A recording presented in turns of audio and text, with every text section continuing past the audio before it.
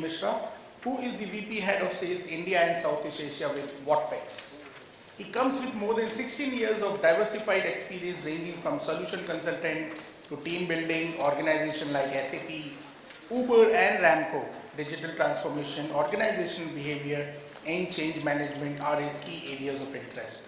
He is an alumni of IIM Lucknow and is a passionate learner who believes the sum is more than its part.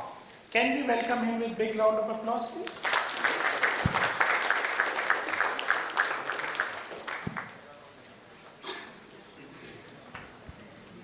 Very good morning to all of you.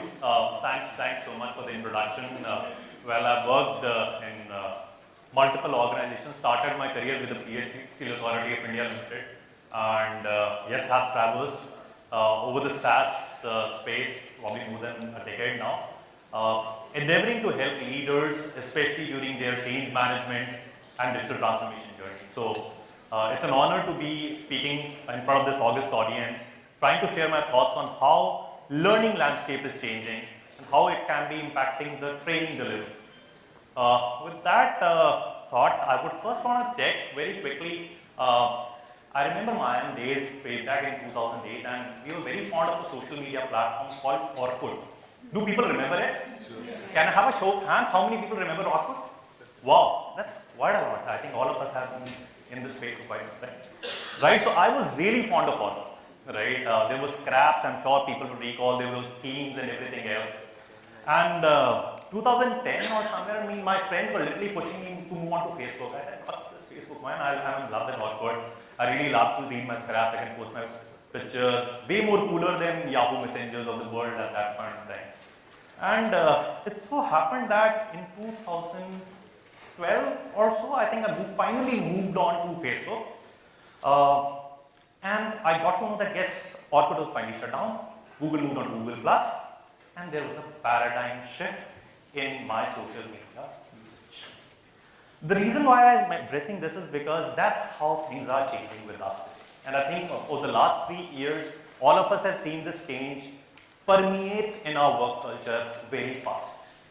Right? And that's where probably we would say that yes, there's been this change which was welcome or unwelcome, but it has actually expedited our technology adoption curve. I was recently on a webinar with one of my fellow, I would say, alumni from IIM Lucknow called Sharat Hari, and I borrow this from him. He mentioned a very unique term as to why is this paradigm change even in the training ecosystem, the L&D ecosystem, the HCM ecosystem, that we say. And he referred to 3 Ws. And I was like, are you referring to World Wide Web? Because that's been quite there. And he said, sorry, Sanjeev, this is not World Wide Web that we are talking about. We are talking about the 3 Ws. The first W stands for work. The work that we are doing today has changed. And changed like how? Right? When I say how, it's basically maybe we might be doing the same work. But the way technology has permeated into our work culture and the way we are doing work has absolutely revolutionized work. The second W stands for workplace. We see that yes, workplace today is hybrid. I think hybrid is the buzzword, and we'll be having a lot of panel discussions around hybrid. Right? So the workplace today is shuttling between home and office and Goa and Manali as well. Right? So yes, there has been a lot of change in our workplace. And last but not the least is the third W stands for workforce. Right? And I'm sure a lot of leaders out here have already mentioned how there is the great shuffle, the great resignation, right? And how we are seeing this, there is a multi-generational workforce today. Somebody who's extremely tech savvy and want it like a Gen Z, who would want it at the blink of their fingers, and somebody who's not so tech savvy, who's very comfortable with the screens that they were handling quite some years back. So that's essentially how there has been a paradigm shift in the way training has been delivered in the last 3 years and how it will be happening in the subsequent years as well. Just pay attention to the graph on the right, and we did a survey of the technology permeation, how it has permeated into the work culture. If you see organizations with 1,000+ employees, right, they are now using almost close to 300 applications within their ecosystem. 300. Right? I come from, as I said, right, a PSU background, did things with ERP side, and never thought, okay, there are only so many applications. And if you talk about an individual actually uses on an average 14 to 15 different applications just to accomplish a basic task. I grapple with memory on my mobile. It's not because of the photos or the videos that I click. It's basically the applications that are consuming my memory. Right? So this is where there has been a technology, I think explosion was the word that somebody used. I thought probably this is how it's turning out. Right? When you talk about from the time that an employee joins, from the recruitment side to the HCMs, right, the SAPs, the Workdays, the success factors of the world. When you talk about guys like me who use CRM, like we live and breathe on CRM, right, to a lot of collaboration tools as well. So there's been an explosion of applications, right? And what exactly is this causing? It is causing a lot of digital fatigue. Yes, well, there is your problem. You can't upgrade the system without upgrading the staff. Staff only has a limited change bandwidth, unfortunately, right? So if an employee is happy, he would love a lot of change. But if you bombard him with a lot of information, they are resistant to change. And an unhappy employee is a recipe for attrition, right? And definitely there is an attrition issue, but more importantly, there are millions of dollars that the organization is pumped into learning, change management. All of that goes down the line because there is a change resistance, right? This is something that actually I resonate with. I have a daughter who was learning her KG classes, and I joined Whatfix kind of a quarter back, and trust me, they use a lot of tools. Right? I've used SAPs and Ubers, I've seen tools, but yes, the number of tools that we use at Whatfix is humongous. I was literally grappling initially. But it so happened that sooner than later, I think Dr. Sunil referred to nicely that we want self-learning nowadays, right? We want to learn in the instance. And this is where I actually found that yes, I'm no longer dependent on it.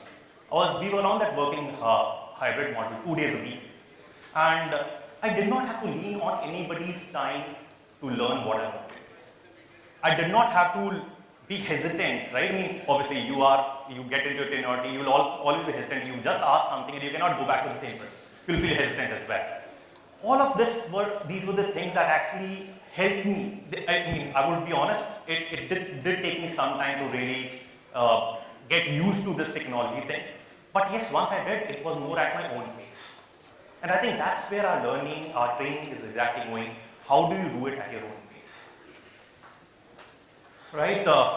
While there is a lot of technology that I would want to do it at my own pace, I mean, I'll just quickly think, I mean, if you see most of the developed nations actually have a higher stress factor as compared to the Indians. We generally are saying, okay, we can get used to it. We have seen much worse. But yes, what exactly employees who were actually feeling this stress found out, and this was a survey which was done very recently. Obviously, the first two are quite normal. I think who doesn't want this? A pay increase. I'm sure anybody in the room who doesn't want this. Right.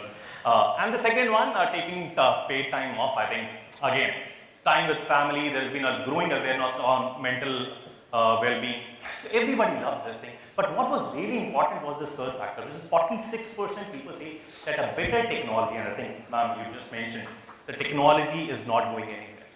And I remember one of those interesting webinars that I attended. It was between the CIOs and the CFOs, and CFOs invariably always ask, what is the ROI of this? And I think we've had this ROI discussion. What is the ROI of this tool that you're implementing? And let me quote Divya Kumar, who's the digital CFO of IT. And she said, you know, gone are the days where technology used to be questioned. Technology is the cost of staying in business, right? You cannot take technology for granted. You have an organization which is 3 years into existence, which is taking over a bank which is 22 years old, right? So technology is the differentiator. So you cannot do without technology. But also a lot of technology deluge has actually forced us at this space wherein learning and technology training has become very difficult. If you see the classroom training that we were used to, I started my career with Steel Authority of India Limited in Bokaro, where we used to have these classroom training sessions, right? All of us will attend it, and when you come out, right, there is something very interesting called a forgetting curve. I got to know this very recently that yes, 50% of your thing, whatever you've done in a classroom session is wiped out after 60 minutes. Now I realize, like, I mean, why I did not used to remember the lectures that I used to attend, right? And after a week, it is 90%. Right, 90% of the stuff that you did in a classroom session, if you're not repeating it, will be wiped. Right?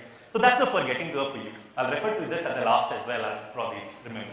The second part is, we've discussed a lot of learning management system, and I'm really fond of that because I've used them myself. But one of the challenges with learning management systems people find is, it is very difficult to discover information, which is called scrambling, knowledge discovery. And this reduces the productivity by as much as 30%. Right? And last but not the least, as I think we've discussed a number of times, that there's a lack of attention, 9 seconds, 8 seconds, whatever seconds you count in. But yes, we are grappling with this attention issues. Because if there is a big, I know that my wife, whenever I'm off my Zoom call, she'll always say, you're free, right? Can you just hold the baby for a couple of seconds? So I mean, yes, so I'm grappling with that attention, right? And unfortunately, all these enterprise software that we are using are not as easy as a Netflix. Right. So I'll quickly jump over. So this is where I think this is the solution. If I could say, I'm sure a lot of you learner professionals will be aware of this 70-20-10 model. Right. The 70% of it is basically that you learn by doing. If you've done it and you've done it over a period of time, it's not just on an ad hoc basis. You'll remember it for the longest period of time. 20% people generally say that yes, I learn a lot from my peers. But I'm sure all of us would have seen on LinkedIn, right? There was this thing, there's a queue of people and one person will say, okay, I'll mimic something, and you just have to repeat to the other person, right? And what goes at the end is totally different from what exactly the first person said. This is precisely the problem peer interaction, that you would ask somebody who might already have got only 70% of the correct information. Now imagine you are understanding from the peer who might again give you, might understand only 70%. And probably once it percolates in the entire ecosystem, it's a very marginal thing. And then your actual standard that you wanted to refer to is way lost in this translation. Last but not the least, yes, formal education is still there. There are classroom sessions, but again, they have to be oft repeated to ensure that yes, the learning, the training that we are doing actually permeates through the understanding of the individual, and they're able to put it into action. So I'll focus into this 70%, which is learning by doing. If I could have a show of hands, again, pardon me, I'm more of a dialogue person. This monologue gets boring for me. I'm not very good at it, so probably last it. How many of you have heard this term called DAP, Digital Adoption Platform? Okay, there's one. I'm encouraged. There are two, I think. Okay, I think Suresh is definitely there. Yeah, so that is the thing. So this is where that digital adoption platform comes, right? This is the forgetting curve basically that I was talking about, right? When you launch an application, initially the trainings will actually help you. But during the course of time, your curve goes into that 10% bracket that I said, right? And this is where the gap comes. And the blue curve is basically where learning by doing helps, right? So today the need of the hour, where exactly DAP or digital adoption platforms are coming in, is basically giving you that learning by doing, and what we call experiential learning, right? That's what, right? I'm sure all of you are already superpowers, and I would say learning and the training people is a superpower, but DAP is just something which is trying to assist you, or probably I would say an addition to your existing superpowers that you've been training. I'm a son of two teachers, so I cannot appreciate more somebody from a learning and development. So yes, your superpowers is basically, this is something to enhance your superpowers, right? How do we do this? And that's proud to share that Whatfix is one of the enterprise global leaders in this space. We've been in this space for the last 8 years, and we have helped organizations permeate this change, get this training going amazingly well. And we are trusted and recognized by the leaders like the Deloittes, the Gartners, the Everest of the world, and organizations like the NASAs and the Facebooks and the ICICI banks of the world trust us, right? What we do is basically whenever there is any application which is underlying, it could be a web application, it could be a desktop application, it could be a mobile application. We provide an experience layer over your technical application, right? If you see like this, right, the moment I log into, let's suppose, a Salesforce or a SuccessFactors, there's a video or a pop-up, a guided pop-up, I will say, right, which pops up and helps you with what exactly is this application meant for. Now, this message could be from your CEO, from the HR director, L&D, or it could be simple, a walkthrough that these are the 5 steps that you need. And this does not limit it to a video. It could be a PDF, it could be a GIF, it could be any format, right?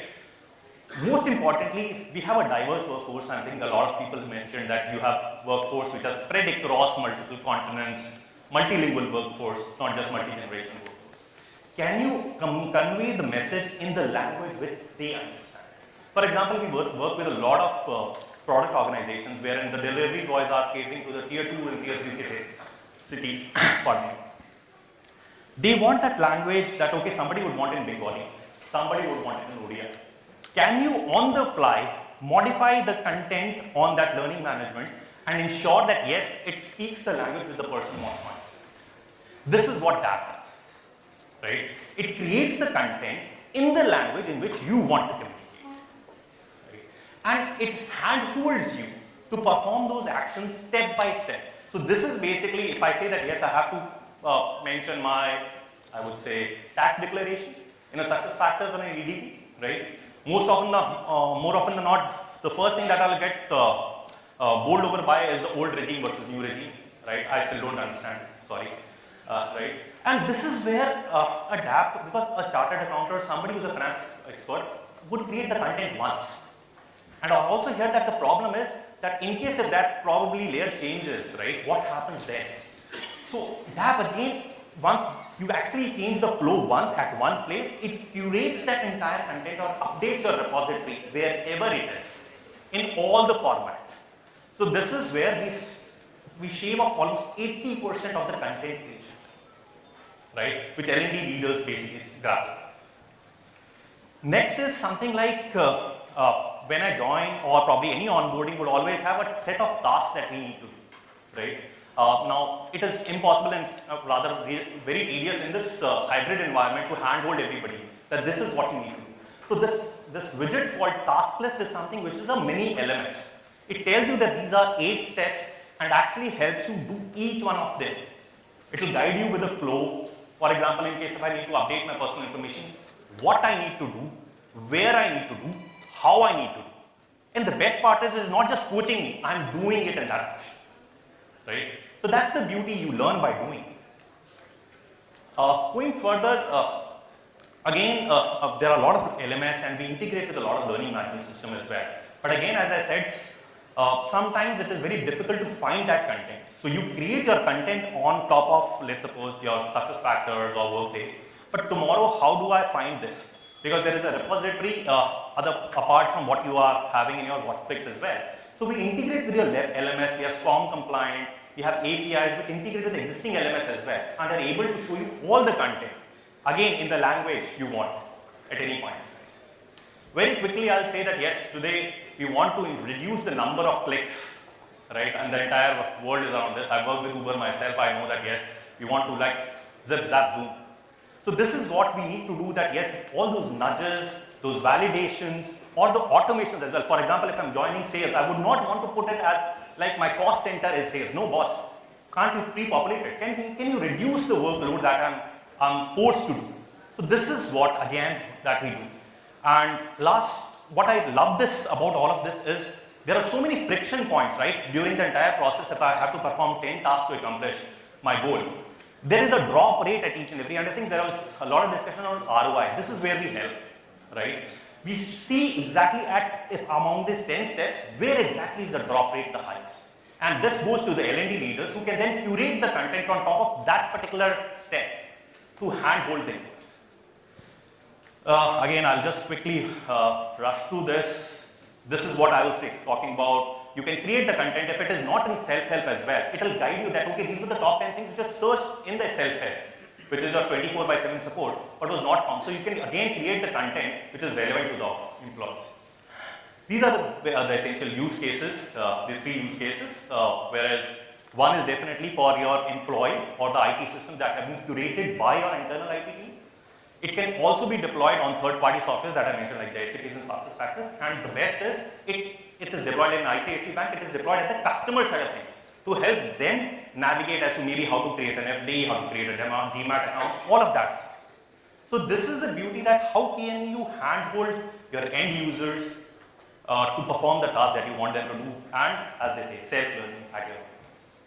That's it from me, gentlemen. In case you have any questions, we'll be more than happy. And as said that yes, there is a forgetting curve that all of us are aware of. So I'm pretty sure you will miss out or probably forget what I've just said. So we have a booth out there, and I have some good team members who are really digital adoption experts. So you can come down to that place, experience it for yourself. It's an experiential learning. That's it from my side. Thank you so much. These are some of our thoughts. Yes. Thank you. And do we have questions? Okay. If not, then I'll request Aditya Sarin from Tata Power to please hand over the moment to please, sir.